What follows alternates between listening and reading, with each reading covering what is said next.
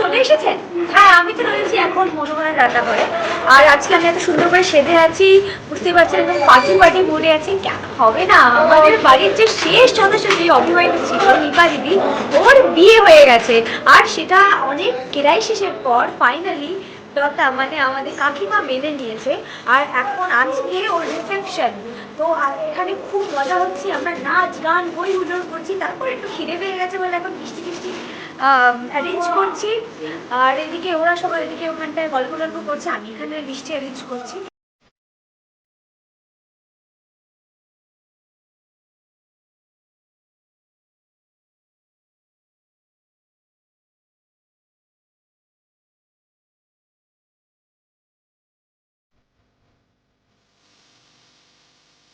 দাদাই কিন্তু পারেন বটে, এই বয়সে হিন্দি গানের সঙ্গে চুটিয়ে দাঁড়ায় আনবে। আরে দাদাইকে কি ভাবো তোমরা? দাদাই এক সময় হিন্দি গানের সাথে নাচতো না।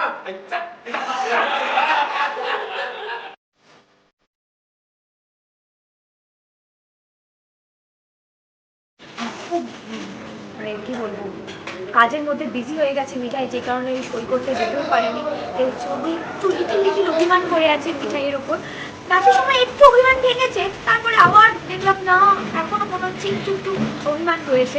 তাই না, অভিমানটা কখন ভাঙাতে পারবো হচ্ছে কখন, কারণ সত্যি কাজ যতই থাকুক, বলেছিল যেতে শৈশব করার সময় আমি যেতে পারিনি, পেরে উঠছে না। তো এখন আমি কাজ টাজ করছি আর কি, আবার ওদিকে যাবো, আমাকে ডাকছে, আমাকে ওদিকে যেতে হবে।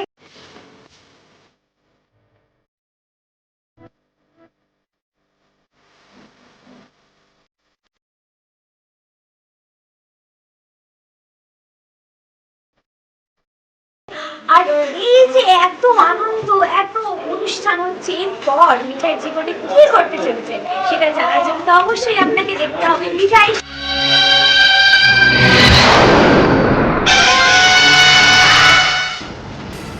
तुमने मेरे से सब कुछ लूट लिया, आज तुम्हें मुक्ति है।